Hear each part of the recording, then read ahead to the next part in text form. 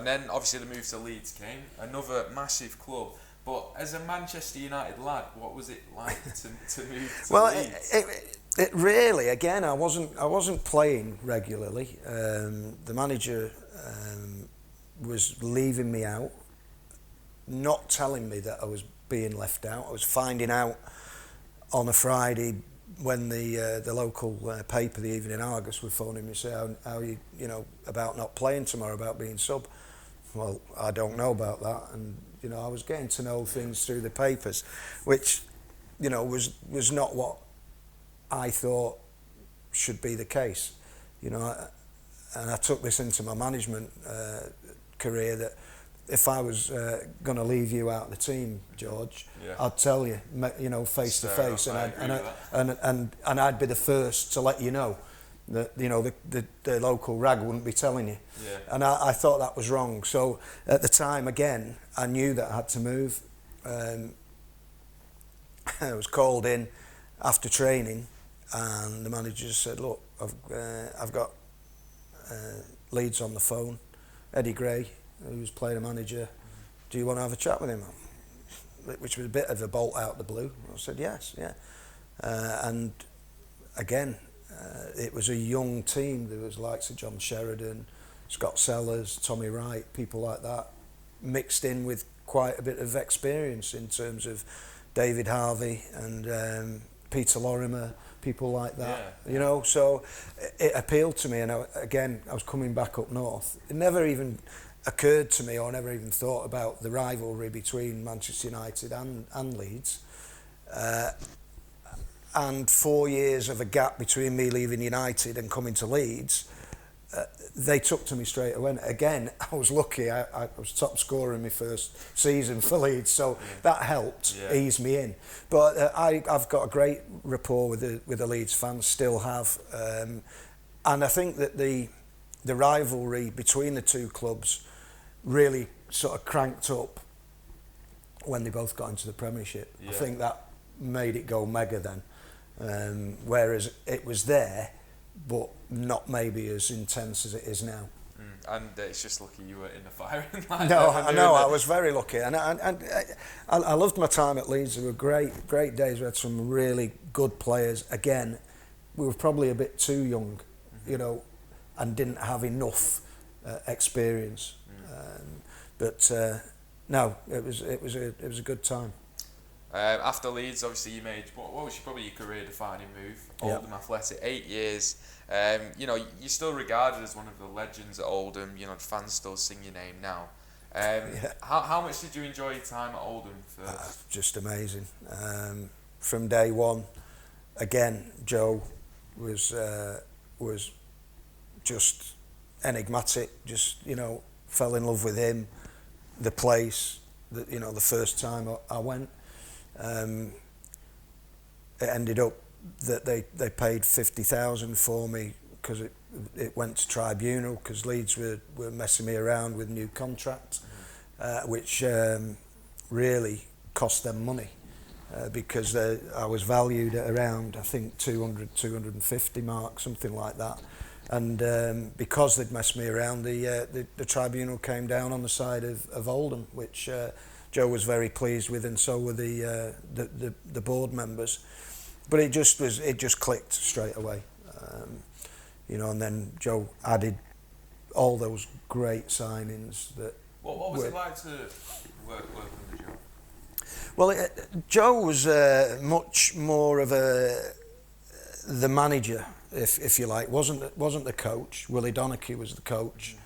Yes, Joe was out on the training pitch with you at times, but a lot of the time it was Willie that took the training. He was very innovative, very, very forward thinking. We did things that probably, mainstream clubs started doing maybe 5, 6, maybe 10 years afterwards.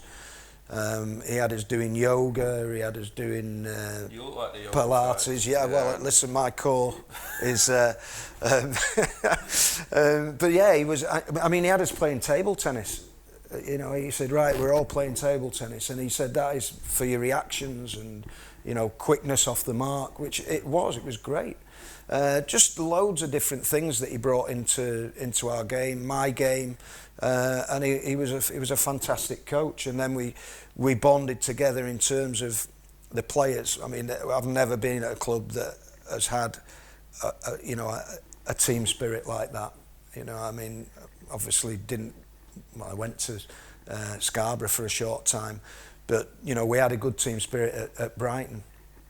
It was nothing like at Oldham. It was just fantastic. Obviously, at Oldham, you had those famous cup runs and things like that. Scoring the equaliser against Manchester United as well in the FA Cup. So wasn't enough, but I know it wasn't enough. You came so close with Oldham to get into a final on a few occasions.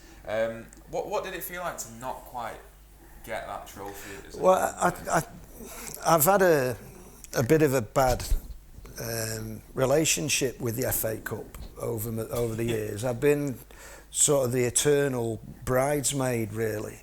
At United, we got to the final in '79 against Arsenal. I was made 13th man. So after having played a lot of the games and being involved in the run-up, coming on in the semi-final replay at Everton when we beat Liverpool, then went down to Brighton. We had a fantastic cup run. I left after the quarter-final, so missed that. Then went to Leeds. We got to the semi-final, got beat in that by Coventry at Sheffield Wednesday's ground. So missed out again on that, and then obviously missed out at Oldham again twice. And the League Cup as well. And the League Cup, lost to the final against Nottingham Forest. So cup competitions, nearly, man.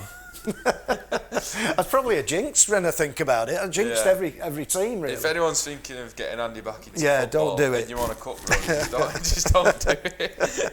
What was your favourite moment, though, as an Oldham player? As an Oldham player, obviously promotion, to the as it was the First Division then, and then it became the Premier League. That was just the icing on the cake.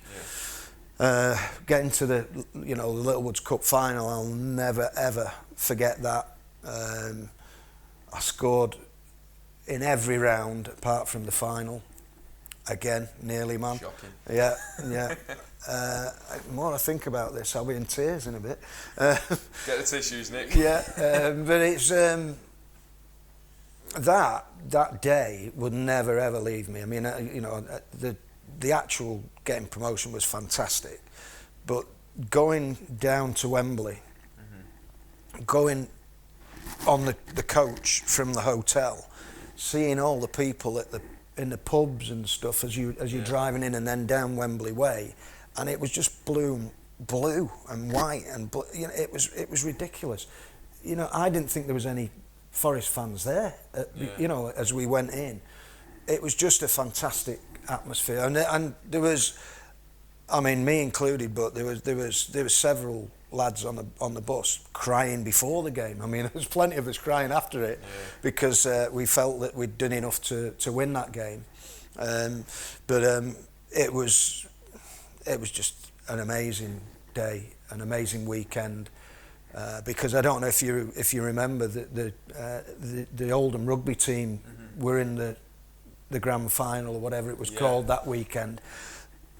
I mean, it would have been a burglar's paradise in Oldham because nobody was there. So it was just. I did it. So it was one of those weekends where it was just like it was Oldham. Yeah. We're just down in the capital, and unfortunately, I'm not sure. I don't think they won either. I think it was it was a bit of a disappointing weekend, but I think that we showed that we could hack it with the big boys. We'd beaten, teams that nobody thought that we would.